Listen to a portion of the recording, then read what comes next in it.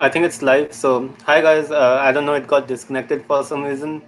So, I'll try to continue from where I left. I think I was at statement of purpose, almost finishing it up. It doesn't matter if you're doing masters or PhD. Your statement of purpose has still to be research oriented. At least because that's what you're supposed to do in masters. Uh, or that's what we would think, but that's not always the case. In masters or in PhD, you definitely do research, but there are cases in masters here where you don't have to do that much of where you don't have to do that much of research, because I know there are certain cases where you just do a project which is not exactly a thesis, and in some cases you do something called a professional masters or something where you don't even have to do a project, you just do a portfolio kind of thing. I don't know also what exactly is in portfolio if you're doing a masters. So, but the research GRE and TOEFL criteria remains the same. In PhD, you have to be specific that you want to work with this professor, or if not a professor, you have to be specific at least what kind of research you want to do. If you don't know what you want to do, you can be general as well, that you are more interested something because you will talk something that you have done so far in your BTech project, or in the dual degree masters or in the masters, because you'll have to talk something about it. So based on that, I guess you can just cover that what you want to do future. Although you can always mention that you are open to explore new avenues of research. That's something you can always add. And the letter of recommendation, you need three. Better to have it from professors. If you're working, you can have it from a manager as well, or a boss, whomsoever it is. But the better the if it's academic, that's better because you're going for academics. So, and professor has a PhD, most probably, like doesn't matter which, in most of the cases. Okay, so it's a better thing. And yeah, another thing is like the important thing is to get a good letter of recommendation, even if you think that professor is an average professor, or if the professor is not well known. Because if let's say you go to a very good professor and you want to them to give a letter of recommendation, but they are like average about you, they say that you're an okay student, or they don't say you're the one of the best students, like top. They can't rank you in among top 5% or 1% of the students that they have taught so far, or they have worked with so far. Then it means that a good professor is saying that you are okayish researcher, okayish in research, or okayish in studying and all those things. So that's not a good thing. So the better thing is you talk to a professor who understand what you want, who can kind of change or appreciate you a little extra. Not like you are the best, but at least you are among the toppers, or among the best. That's what you want to your professor to write in the letter of recommendation. That's something important. They should mention. It will be good if your BTech project professor or a master's thesis professor says that you are a good team player where you collaborate with all your team members, but at the same time you are a good researcher, independent researcher, where you can do your part of the project or the research or whatever you have on your own, and then collaborate and with the team to generate a better output. So that's something, if your professor mentions, that's good, because then the person who's reading a SOP or letter of recommendation knows that the person is good in research. And you need money to apply, because applications for most of the universities take around $100, and there's no way around that. And TOEFL and GRE cost total around like 300-400, I think 200 plus each, so at least $400. And then you apply for what, six universities, 600, so that's like $1,000 there. And then you have to pay for GRE and TOEFL to sending the scores to the universities. All come free with each university, which you have to know in advance their codes.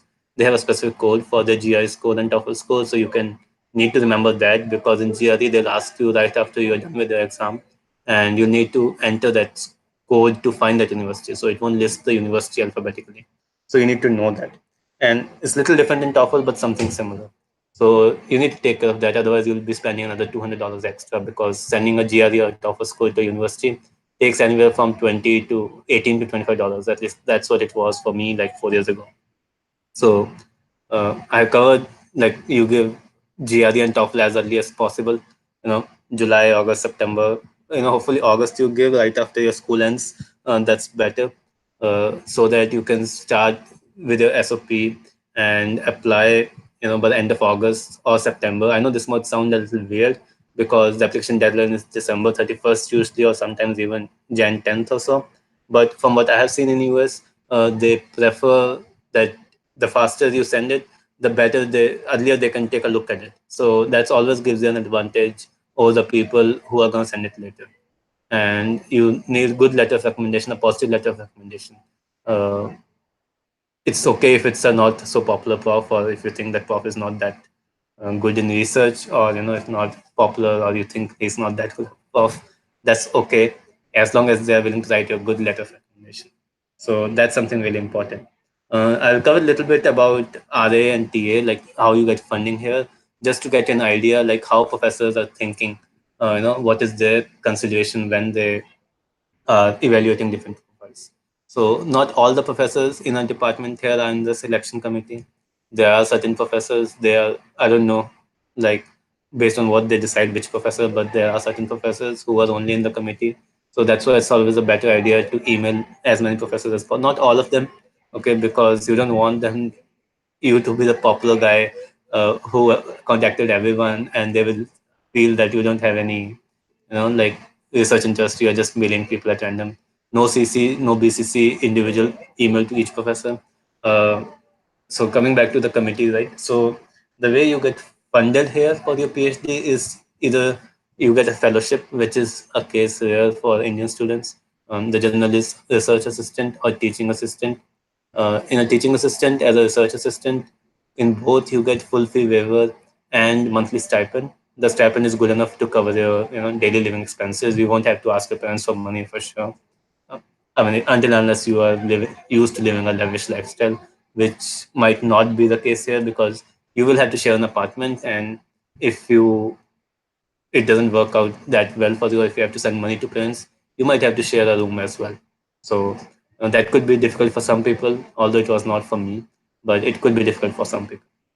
So in India, when you do a PhD, you get funded from the Indian government or from the university. So professor doesn't have to worry how to fund you, or for the 5 years or 4 years of PhD, or in case you are doing masters, then it's a little different.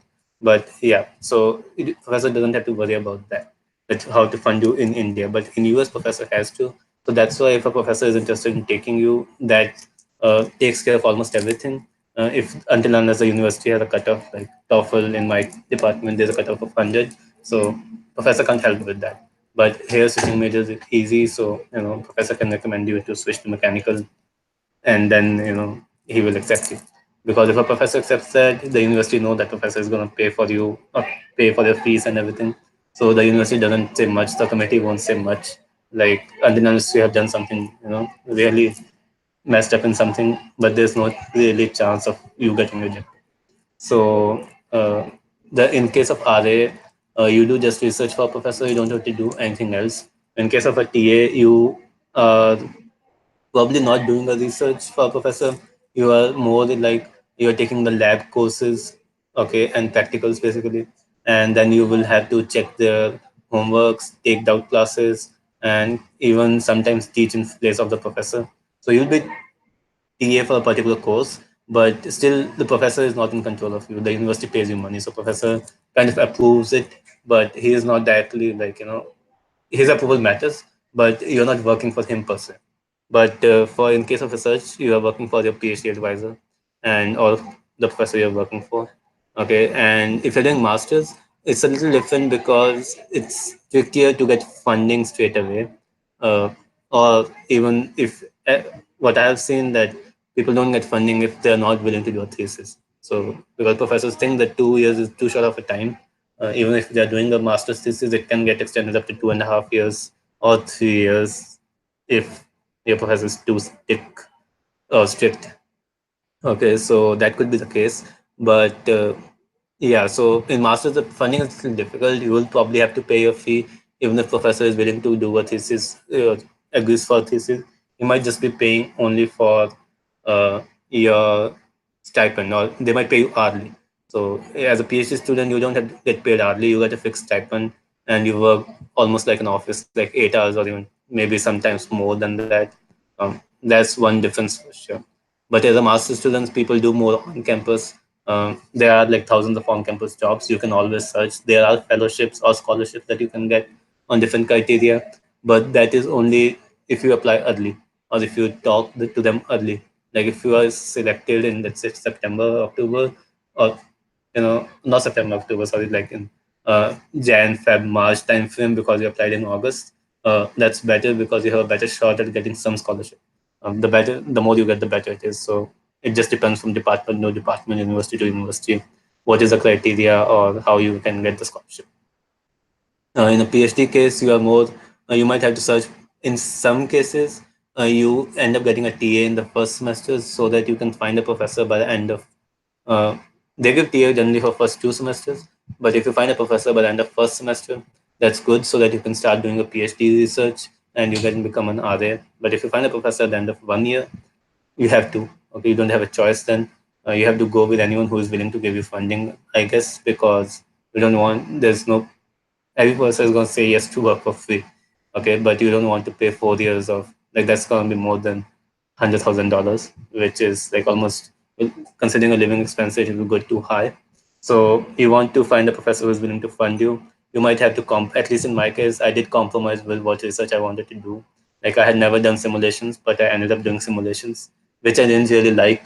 Okay, but now I do. I am good at it, so I like it.